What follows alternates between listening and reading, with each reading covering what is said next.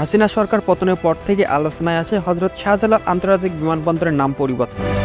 বিমানবন্দরের সামনে বিক্ষোভ করতে দেখা যায় বিভিন্ন ব্যানারে।